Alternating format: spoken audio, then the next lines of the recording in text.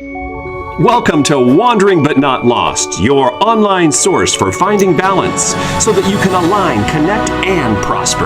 And now your hosts, Jen O'Brien and Matt Emerson.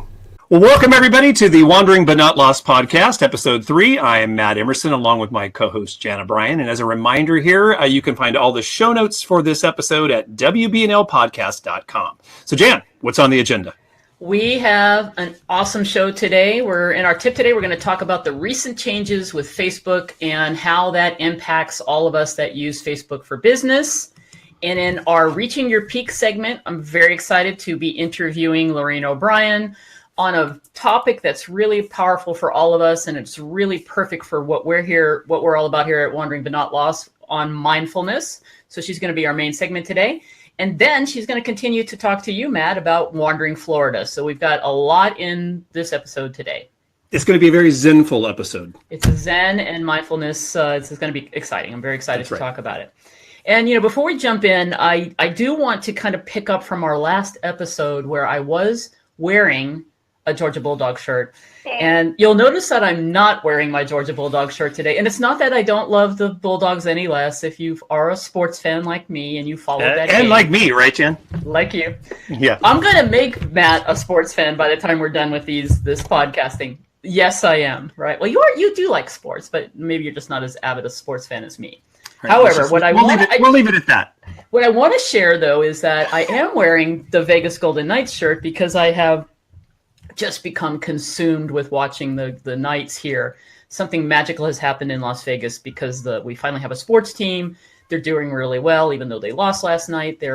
Loreen, who we're going to be talking to shortly, is from Tampa, and her team in Tampa Bay is the Tampa Bay Lightning, and they're number 1 in the NHL, and we're number 2. But I just wanted to go back to the Georgia game just for a quick second, because after being really upset, awesome game, was super exciting, down to the last minute, but I actually spoke to a group of agents on that Monday after the game because I had to reflect on how powerful momentum is. And I really literally shared and brought it back to a business idea that as much as I hated Georgia losing, I will say that the coach on the other team, Nick Saban, did something that shifted the momentum in the second half. He brought a freshman quarterback out.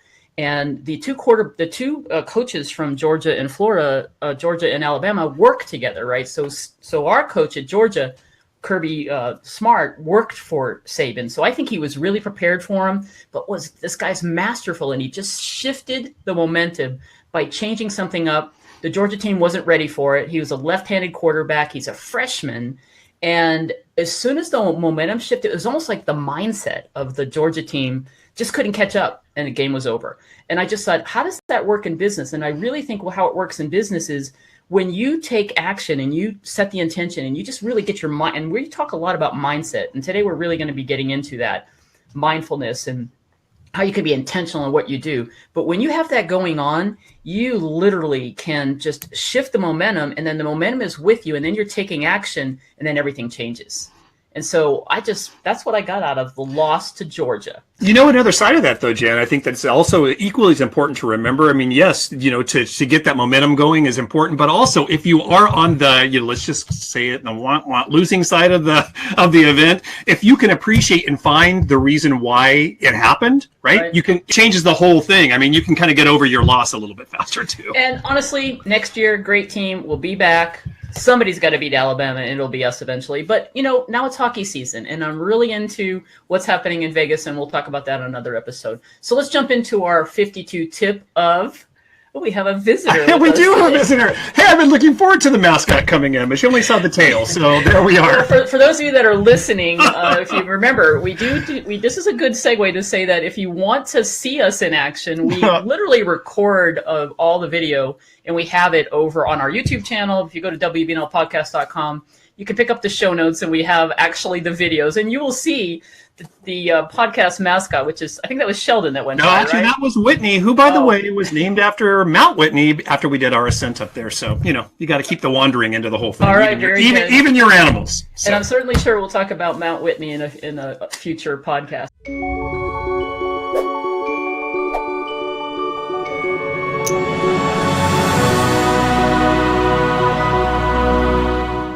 And our tip today is timely because Facebook, which is constantly changing, one thing about social media, and one of the reasons that we really do a lot of monthly updates on our training at WBNL Coaching is that Facebook and social media is constantly changing. As soon as you figure it out, they decide to change the algorithm.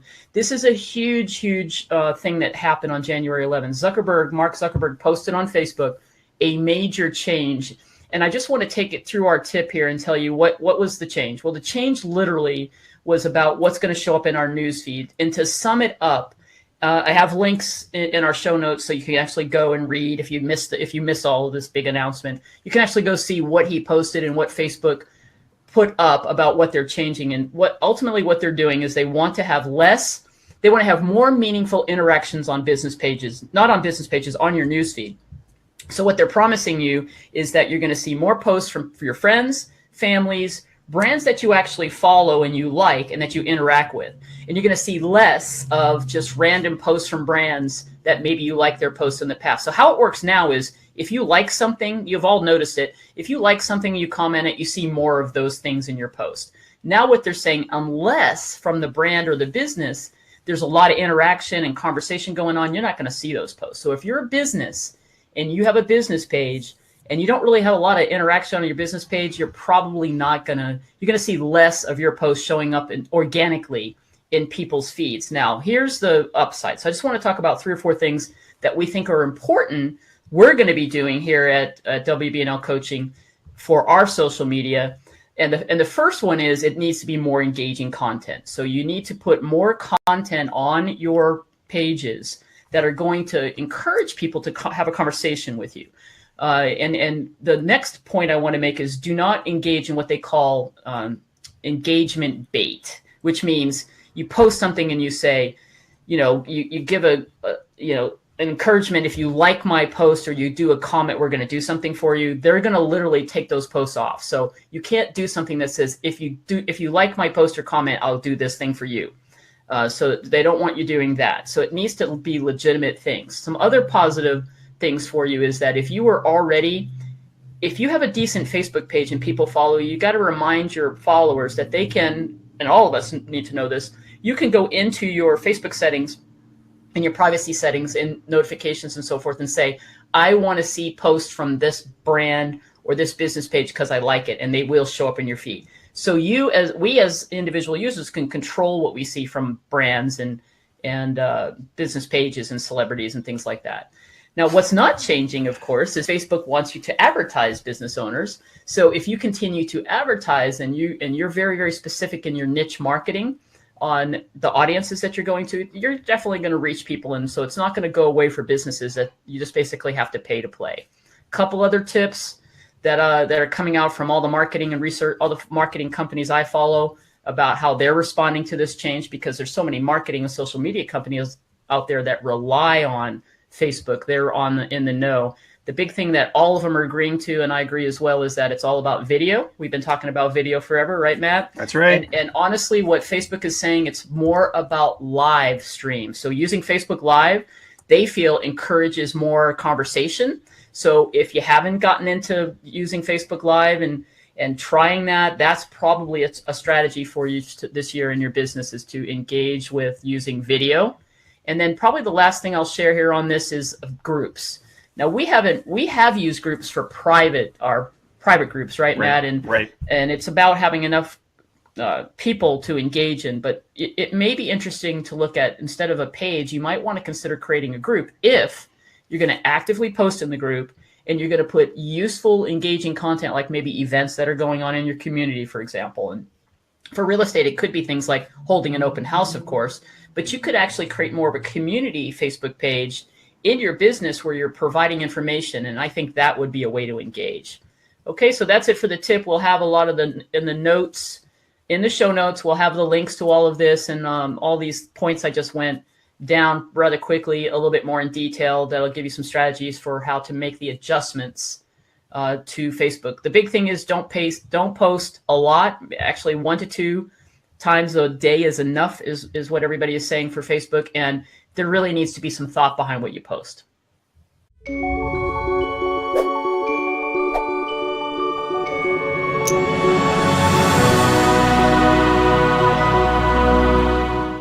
Today, we're going to help you reach your peak through mindfulness. Our special guest is Loreen O'Brien.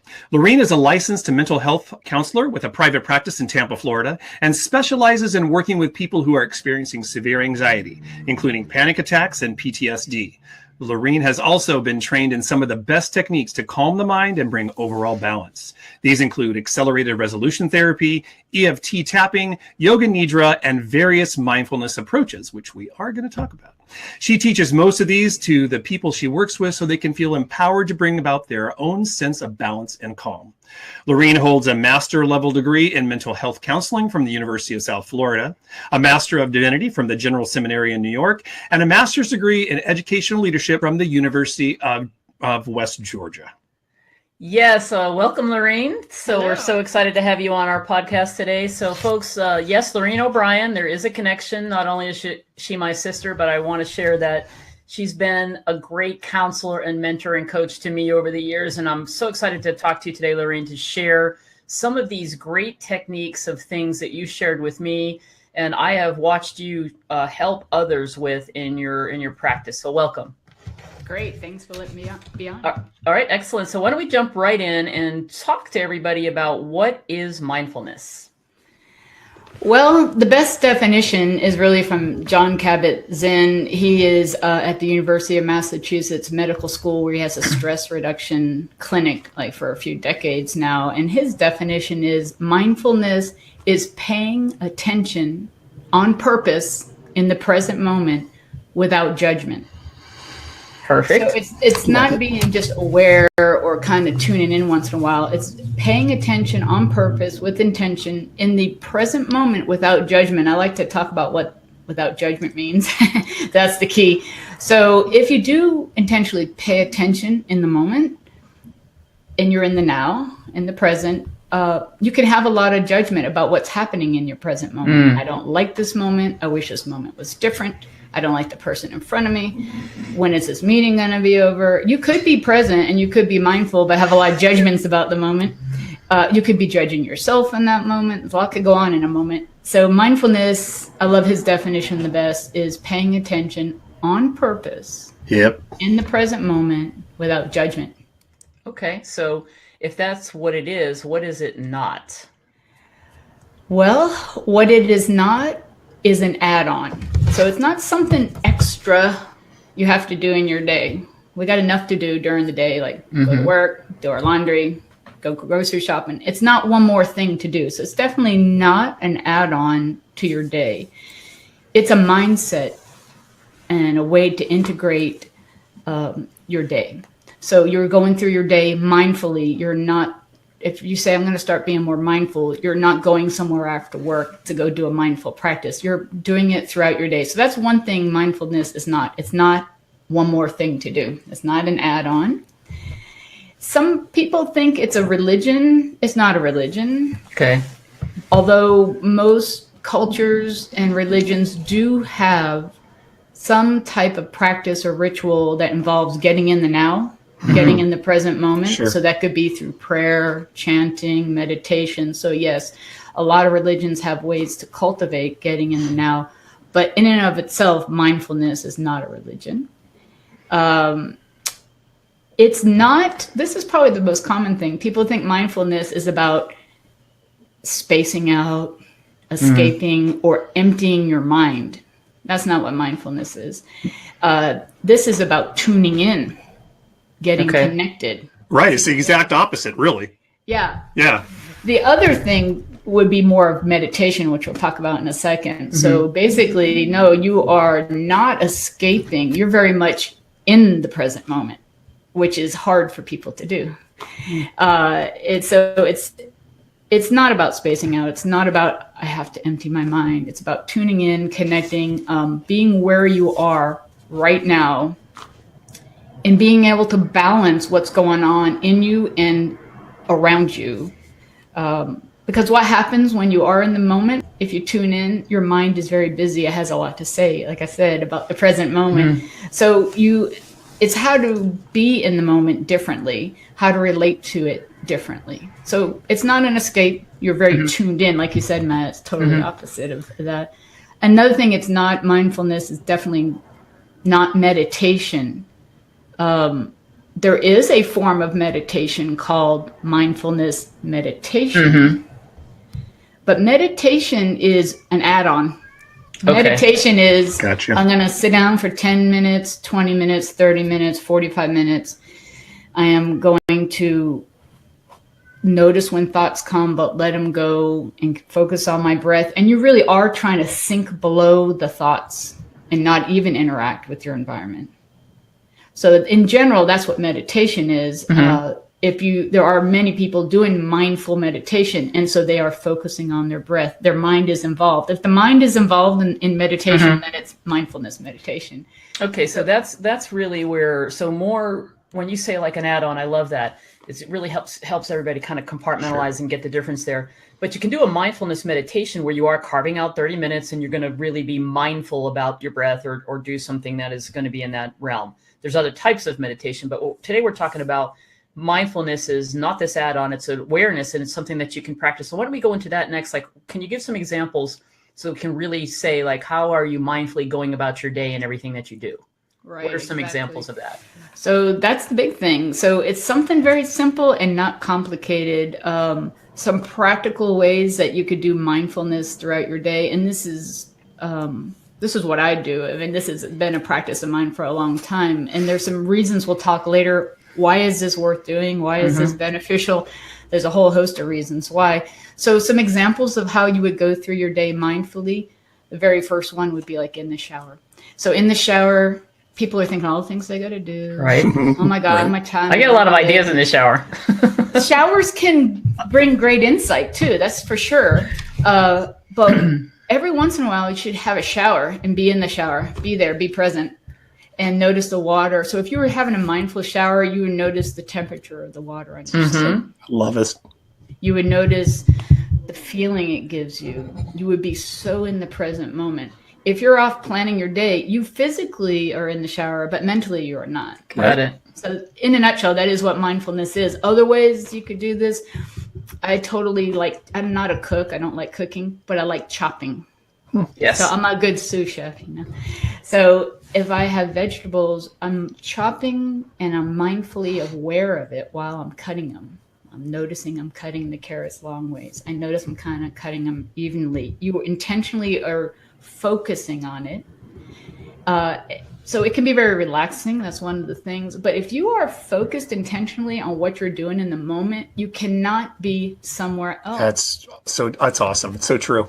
Does that make sense? Yes, that makes total sense. Matt, I know that you're kind of thinking, we've talked about this before. So what Loreen's talking about here, you always do this. Don't you kind of do this when you're hiking or even when you're taking the walk, like you're stopping and noticing? You may be thinking about things, but do you feel like you practice that, when you're out and about? Absolutely. It is really opening your eyes and seeing what's happening in the moment and really appreciating the moment is really, to me, when you're out, doing hiking and stuff. But I mean, as far as mindfulness goes, I mean, I have incorporated that into the business world, all of my career. And really, it's a personal thing too, because it's pretty important to be mindful of your spouse.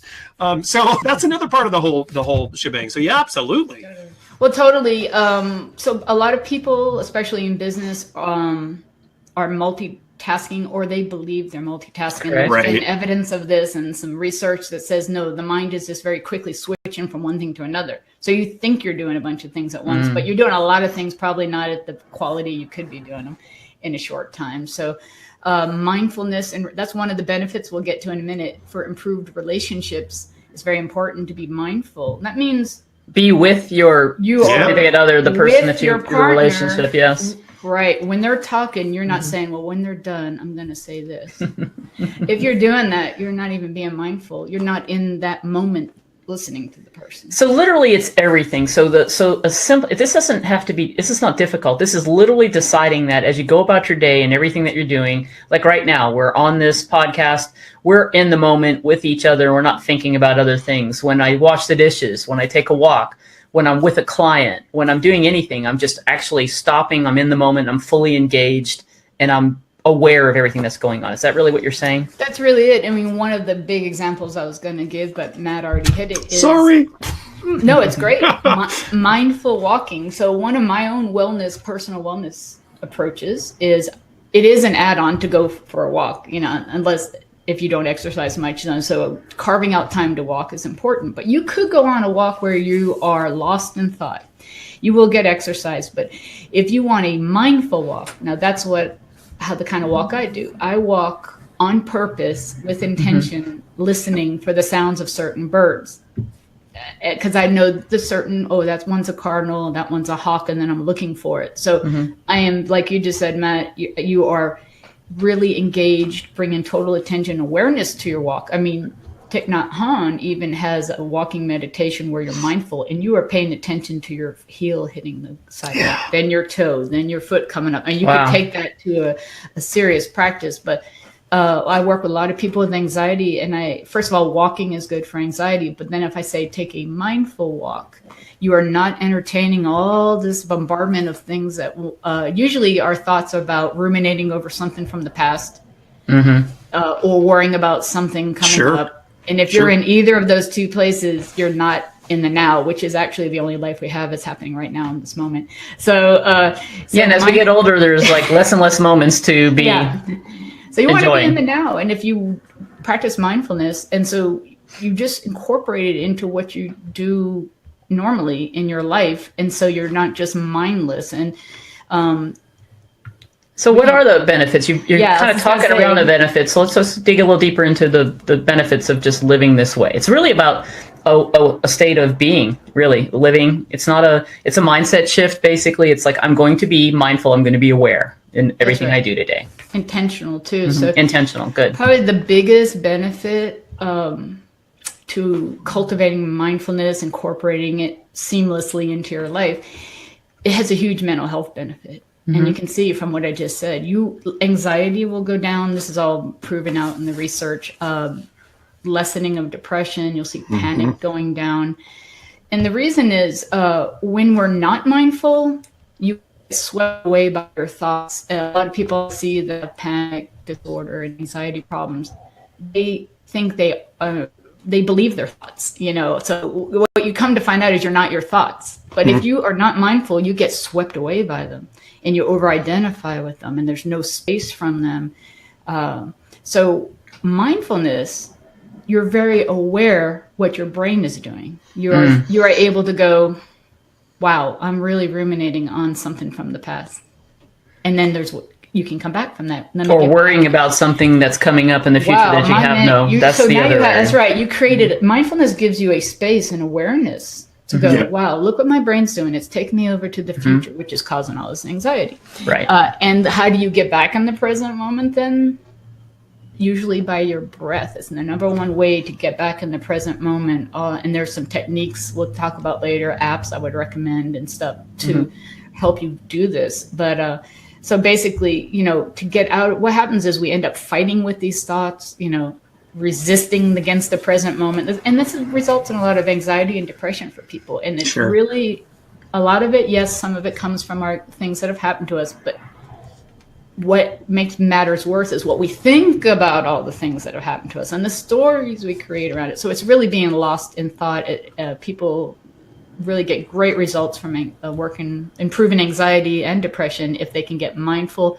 It gives them the breathing room to work with these thoughts and not brace against them or not get lost in them. So would you say that mental health benefits, as you're mentioning, reducing stress and anxiety, but then of course the other benefit would be improve relationships with everyone, right? Really? Exactly. Is that the other major?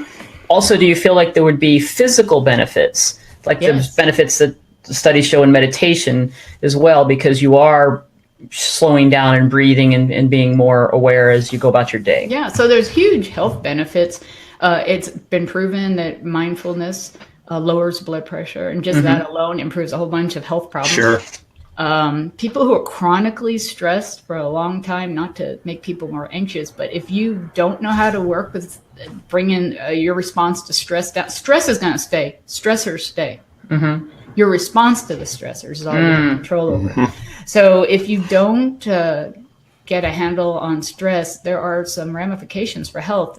There's something called telomeres, but it's really a shortening of the strands of the DNA. And if that happens and they can connect it to prolonged stress, that you don't manage your stress well, you are setting up conditions inside yourself that illnesses can come. So there are huge health implications to not being swept away by all the stressors of life. And so what we ultimately have control over is our response to those things. So what resources, or I know there's a lot of apps out there. I know you recommend some things to your patients and folks that you work with. So if somebody's going, all right, this sounds all great, and they're listening today, and I get what you're saying about being mindful in the moment. Are there some tools out there to help everybody with this? Before I say those, let me just to get people to buy in a little bit more for the benefits. Better memory, enhanced job performance. Nice. Sure. Reduced chance of burnout. So I know y'all do a lot of business coaching. So resiliency. So that's important in your relationships and your personal life, but in business, I didn't know these tools when I was teaching school. I taught 7th grade for several years, and I did get burned out. I didn't know how to work with the stressors and the anxiety, and I was containing it all. And that will do some stuff to your health, and that will do physically and mentally. So if you want your business to be balanced and prosper, and you want to feel aligned, which I know are your words. Thank you. Love it. How do you say them? Align, connect, and prosper. Prosper, right. So a balanced approach to life, all of us need to have some tools because the stressors are going to be there. So there's a lot of benefits. Some of the people I would recommend if people are interested in reading more who are the experts in mindfulness, I'll just say what some of those are now. So like John Kabat-Zinn, who we quoted right in the beginning, Daniel J. Siegel, Sharon Salzberg, and Daniel Goleman. These people have been studying mindfulness and running clinics for years, and people who want to know more of the science behind it, why is it so helpful, I would recommend those people. But your question was so what are some ways to develop? Or apps or resources or tools? Is there anything anybody could go to besides, we'll put the links to some of the works, John Kabat-Zinn, classic book, what is it called? Wherever you go, there you are. I read that years ago. Love that. We'll put links to some of those folks that you mentioned, but what are the other potential resources or tools that you'd recommend? A huge one I recommend. This is my number one app, is called Calm. It's voted app of the year this past year by Apple, and there's a free version of it, but it's worth the $5 a month, really, to tell you the truth, because that is such a complex app with people in the field that really know what they're doing. So can I just give an endorsement of that? Actually, yes. Loreen shared that with myself and my siblings. She gave that as a holiday Christmas gift this year. And I have been using it every morning. There's so many things that are in this, but there is a literally 10-minute little mindfulness meditation that is start your day off. I use it every single day.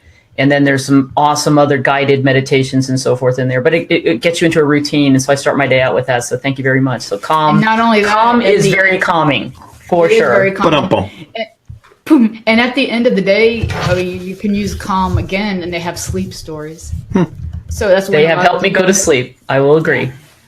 So because the mind gets very active when you have nothing to distract yourself, that is, and so you're laying in bed. Now here comes everything. So, or you get up in the middle of the day, or Matt, and do work from 1:30 to 4:30. Okay, exactly. Whoa!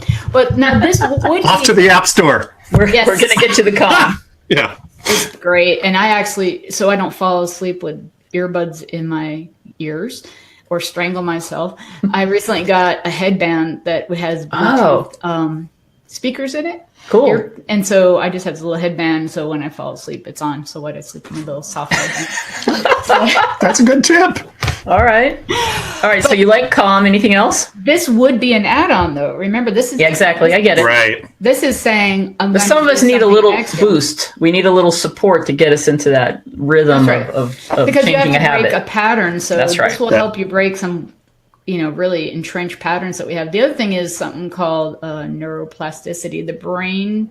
You can rewire your brain. There's whole books called Rewire Your Brain. And some of those experts I talked about have written those. So really, the more you do mindfulness things or listen to the mindful meditation apps, when we went to high school, the science was, your brain is fixed by age 22. That's bad science. That's not even true. I realize. The brain can change, and it does change the more you do something. So it's been hooking up neural pathways for anxiety and quick reactions.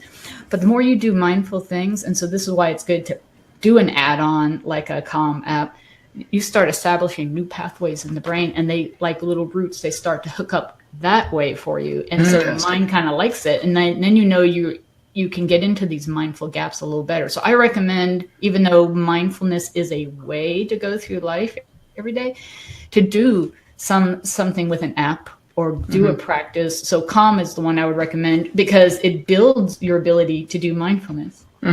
So I also would recommend for people who want to feel like they're doing meditation, but in an easy way, and it's mindful, there's something called Insight Timer. It's a top app that people use, has a little bell, so you know you only have to do this stuff for 10 minutes. So none of this stuff is more than 10 minutes. And then a guy I really like is Andrew Johnson. I think he's Scottish. He sounds Scottish to me. So there's a good reason right there to listen to him. That's right.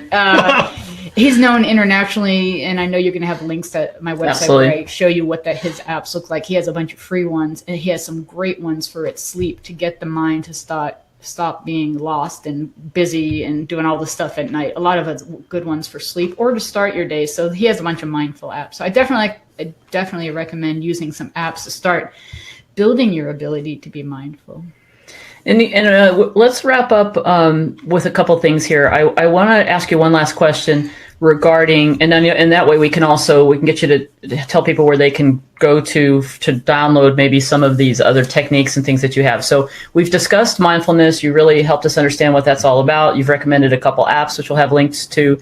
But are there other techniques that you teach and share with folks that you help that you would recommend, and then tell us a little bit about that, and then you can let people know where they can go on your website and maybe download, because you actually have some great resources and wellness tools on your website. Some videos that Wandering but Not Lost helped me to create. All right, very good. Which I refer people to all the time. It's so great to have a video and see how do you do this stuff. So yeah, in addition to mindful apps, then tapping is probably the best technique that does get you in the present moment. It accomplishes the same thing. You have to be in the here and now to tap, because there's something you have to pay attention to while you're tapping. But it has a result of calming the mind and the body. So it's technically known as EFT, tapping, emotional freedom techniques. But everyone just calls it tapping. So you're actually tapping on some acupressure points on the body. These are measurable places on the body, and when you tap on them and you intentionally bring to mind what's distressing you and what your mind is fixated on, these points go up to a part of the brain, which is like the alarm center in the brain, the amygdala, and it gets the signal you're trying to calm down. So the brain will actually do some stuff with chemicals to make your mind and body feel slightly more relaxed. And this is why, on purpose, while you're tapping, you're bringing something to mind that you're distressed about, because by association, as your mind and body gets calmer, the distressing thing calms down a little bit too. Wow. So I use that all the time with people, because you can learn that without going to a therapist. I have people call me and say, do you know that tapping thing? There's a great brother and sister team, and they have a website called thetappingsolution.com, another one called EFT Universe. These people are big leaders in the world of tapping and have been doing, that's like over 100 research studies on tapping. And just to let you know how effective it is, there have been studies to take people's blood before tapping, high cortisol, which is a stress hormone. 3 minutes of tapping, 4 minutes of tapping, take their blood again, cortisol drops. So there's real science. It's so effective that the VA, as of August this year, has allowed it in as one of the techniques to use. Really? The VA? Yeah, it's really hard to get something in the VA. Yeah, no kidding. Exactly. And they took it up this year because it's so effective. So I recommend tapping, and it definitely gets the mind. You can work with your own mind and get it to settle down from stuff instead of being taken off and you're lost in thought again. Another thing is definitely there are great breathing techniques out there. I have one of them on my website. That tapping is on my website too, a video and a handout of how to do it. What's the address? Where do people go? That's wesleychapelcounseling.com. Okay, great. And then there's a tab that's called Wellness Tools. So you'll see a video of tapping there and a little handout you could download so that you could take with you. After people learn it a couple times after tapping, you don't even need the handout. 2 other things I would recommend, though, learn some breathing techniques. Okay. One of them is so simple you could do in the office. Nobody's going to know you're doing it. And that's the belly breathing you learn. Like if you go to a yoga class, really through the nose, pause, out the nose. Make your exhale longer than your inhale. That's key. And make sure your abdomen extends out when you breathe. People who are anxious do very high, shallow breathing. Okay. That sends a signal to your brain that something's wrong, by the way. Your brain's like, what's wrong? So that relaxation breath, that actually is on my website too. And maybe you know about something called alternate nostril breathing. That one you probably don't want to do in a business meeting. Might look a little weird. Maybe you do. Maybe you do. So like I did that. I did tapping and alternate nostril breathing before I got on this podcast, just a little nervousness and to get focused and be mindful and in the moment. And this, I'd say it worked. It works really well. And it does something that brings your mind, calms it right down and gets you focused. The last thing, I'm certified in something called Yoga Nidra. Some people pronounce it Yoga Nidra. Either one's good. It's not really yoga at all. It's only one position, and that's the corpse position or Shavasana, the last position in yoga. My favorite position. My favorite one too. You're just laying flat on your back with your arms and legs out. It's a guided meditation, and someone trained in Yoga Nidra.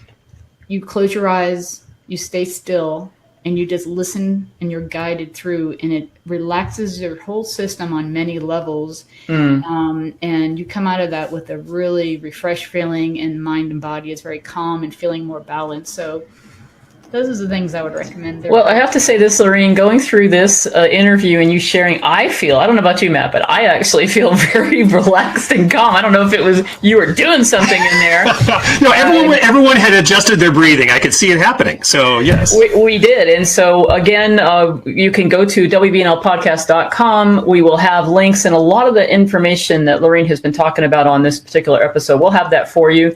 And then we'll have a link to her website where you can definitely watch her videos where she'll share those techniques. She's demonstrating them, and you can download the various handouts and so forth to help you. So thank you very much, Loreen. We really appreciate your insight, and I am more focused on staying the course with this mindfulness and using my app to keep me focused, because I definitely have a tendency to do it just for a moment and then I'm back into the craziness. So it takes a little work to change those patterns, as you mentioned, but I'm in. Matt, I think you're already there. So I'm there. Whatever, it's all good. Okay, thanks again. Thanks, Loreen. Thank you. All right.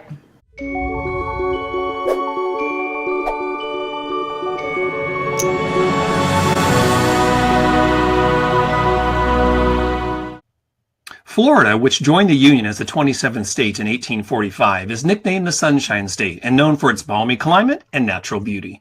Spanish explorer Ponce de Leon, who led the first European expedition to Florida in 1513, named the state in tribute to Spain's Easter celebration known as Pascua Florida, or Feast of Flowers. During the first half of the 1800s, U.S. troops waged war with the region's Native American population. That's a surprise.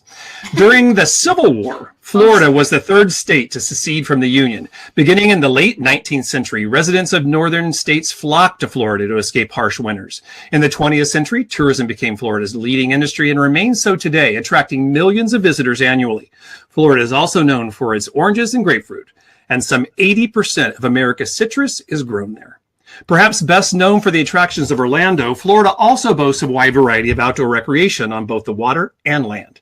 As a matter of fact, nearly 11 million people visit one of the 11 national parks in the state each year. If your wandering includes the historical side, there are 45 national historic landmarks, 18 national natural landmarks, and 1 World Heritage Site.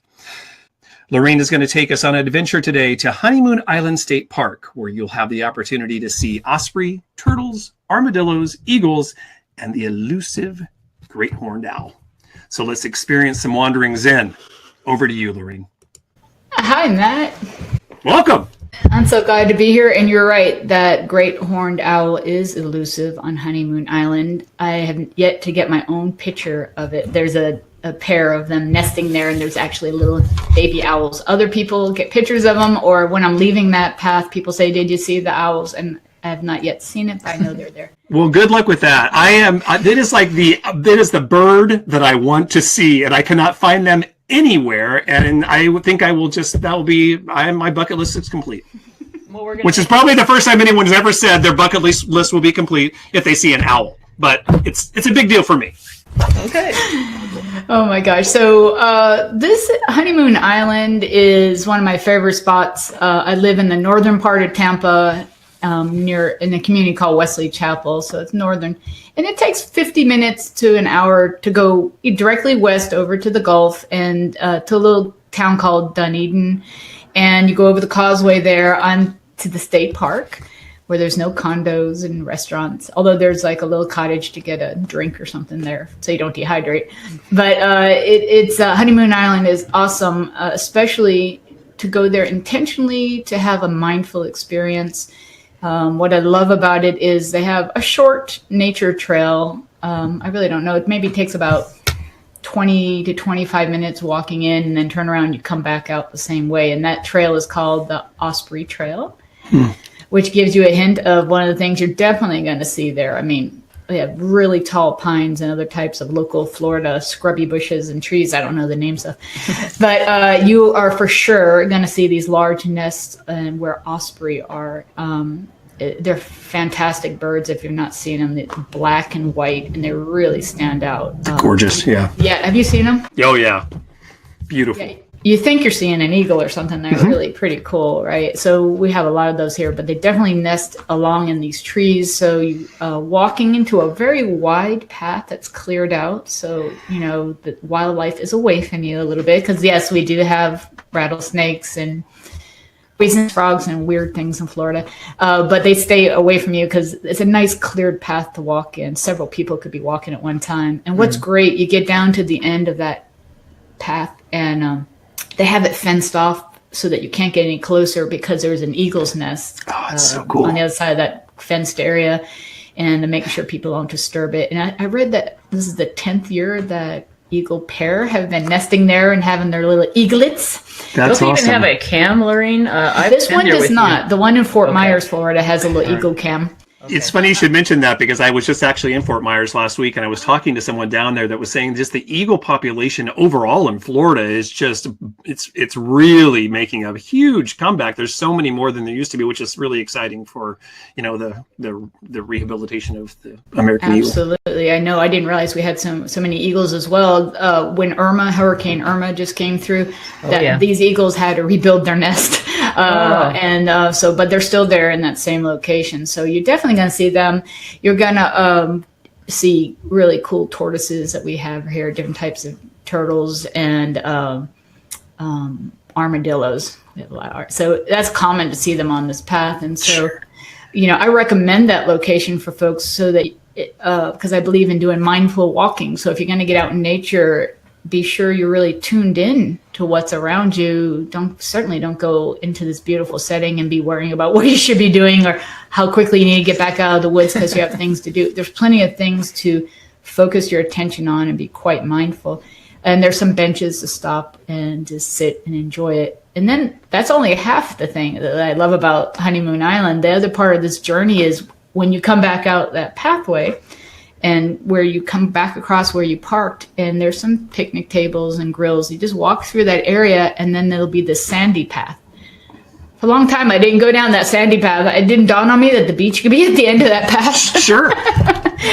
But it was our other sister, Carrie, that was visiting, saying, I bet this connects back over to the beach. I thought we had to, get back out of this area. No, you just walk down the little sandy path, and sure enough, you come to a really quiet piece of the beach. You can actually see Clearwater across in the distance because this is about 12 miles north of Clearwater.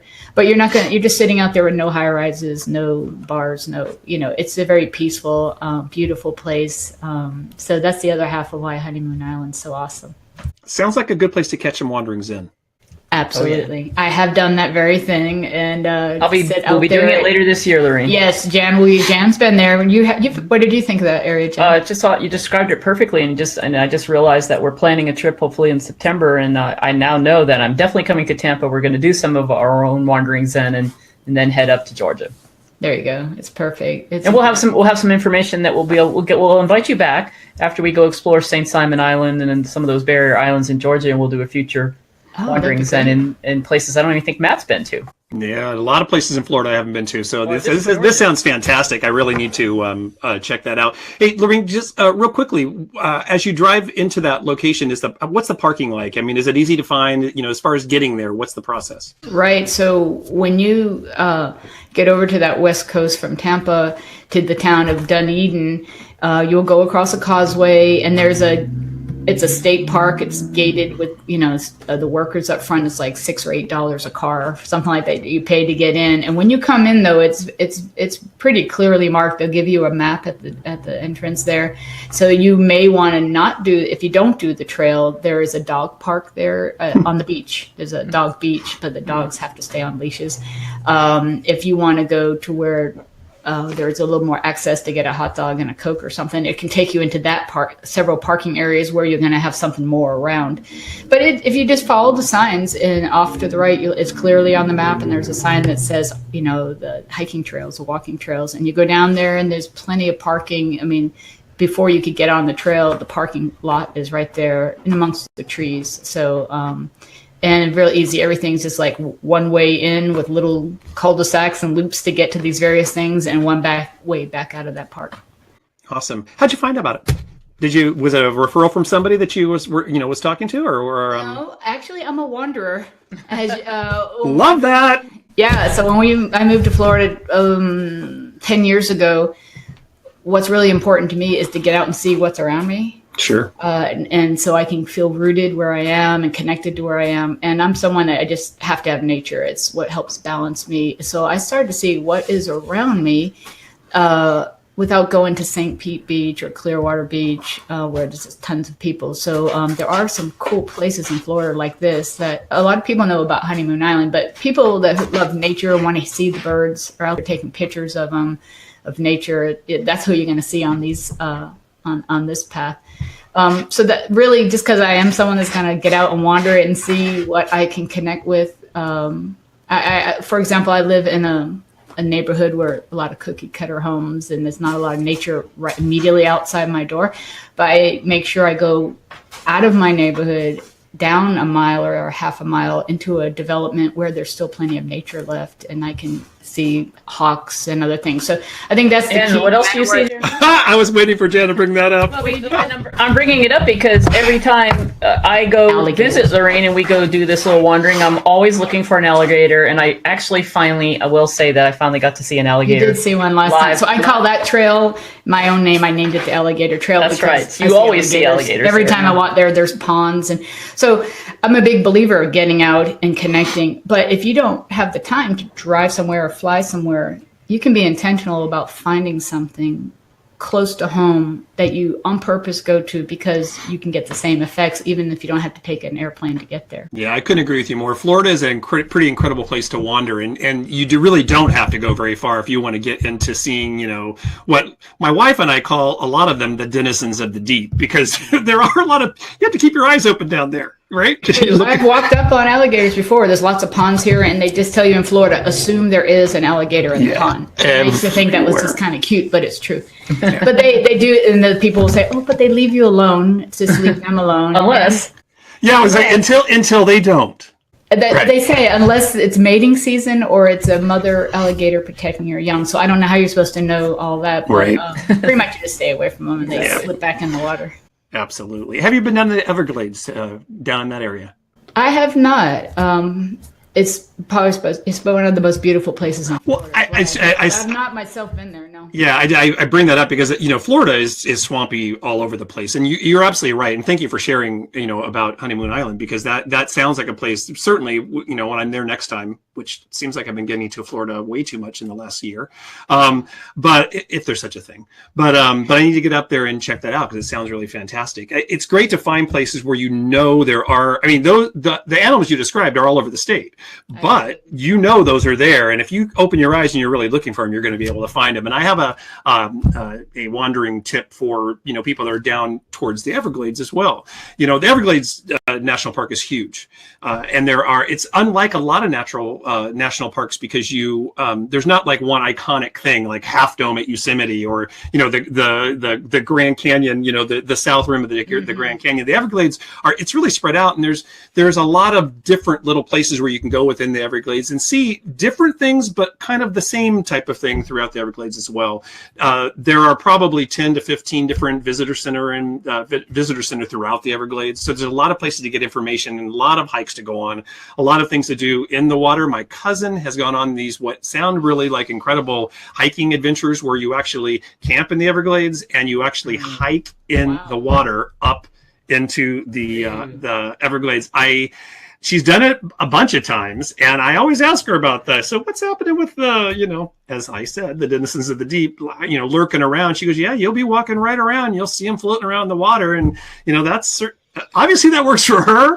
I'm a pretty adventurous guy, but I don't know that I'd be tramping around with a bunch of alligators and crocodiles. That doesn't sound like my idea of Zen. They're pretty interesting animals. I mean, we see them all the time in our neighborhood. People are on the ponds here, their houses, and they really do leave you alone unless you go up and bother them. Right. They go out of their way to come after you. So, and in fact, when you walk towards them, they almost always just go get in the water. But still, you should be so cautious. Yeah, you have to. We do have accidents and things that happen involving alligators. Every once in a while, it'll appear in the headlines. You're absolutely right. So, as far as the Everglades go, from the west side of the state, you can go down US 41 or I-75, either one, down to where it kind of cuts over towards the Miami area, which in the 75 is called Alligator Alley. If you stay on the 41, which is the Tamiami Trail, it's a smaller route. It takes you into more secluded and more places that are kind of nestled into the Everglades. And right outside of Everglades City, if you continue east on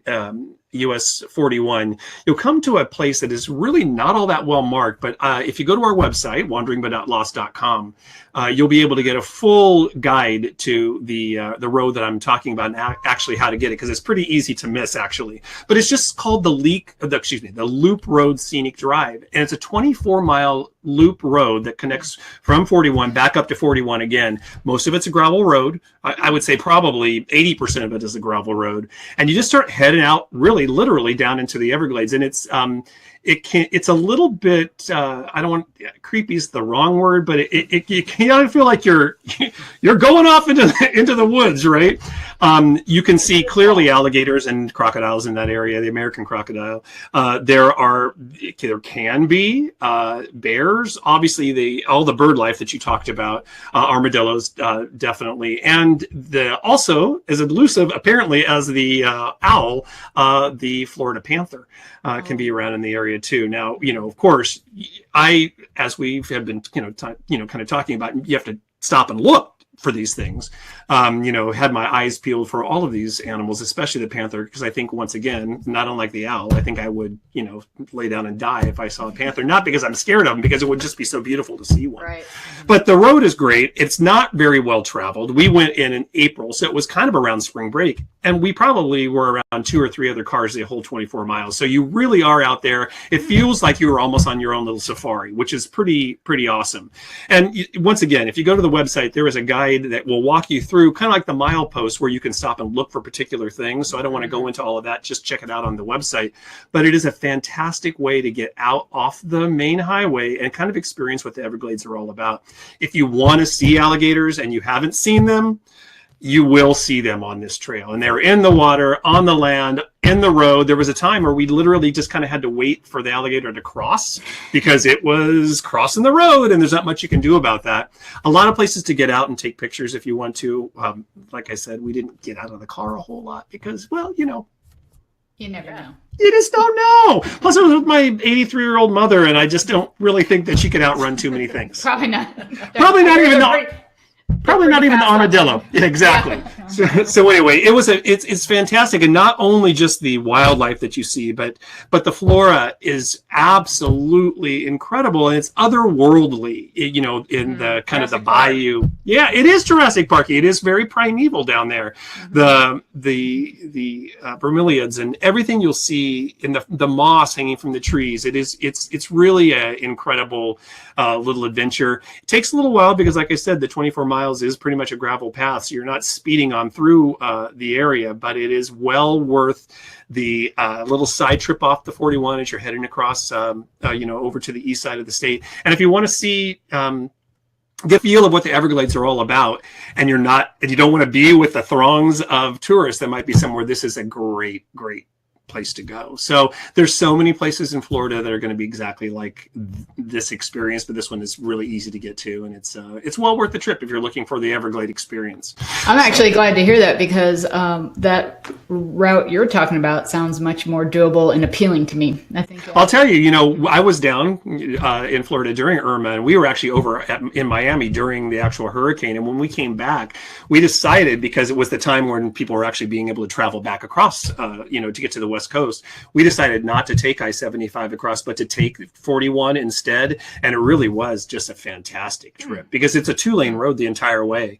And, I'm sure there are times when that is much more, trafficked than other times, but it was a beautiful, beautiful ride, because you're right there riding against the Everglades pretty much the entire route across. So and there's really not much civilization as far as commercial buildings or anything along the way there. So it's a great place to get up and get out and to kind of wander in your car across the state of Florida. So anyway, so Loreen, thank you so much for joining us today. I can't wait to get up to the Tampa area, well, north of Tampa, and do a little wandering up there. And so I really appreciate your insights. Sure, thanks. Come see me. We'll go to Honeymoon Island. Sounds like a plan. Bring your wife and we'll go to Honeymoon Island. Ha! There we go. Exactly. All right, thanks again. We thank you so much for joining us on this episode of the Wandering But Not Lost podcast. As we have been saying throughout the podcast, you can get all our show notes, and it was jam-packed today with a lot of great tips. It's all over at WBNLpodcast.com, and we will have links to the things that Loreen was talking about, and Matt, to the cool places in Florida to wander, as well as what we covered earlier today with Facebook and mindfulness. So we'll see you on our next episode. That's right, and be forever wandering, but not lost.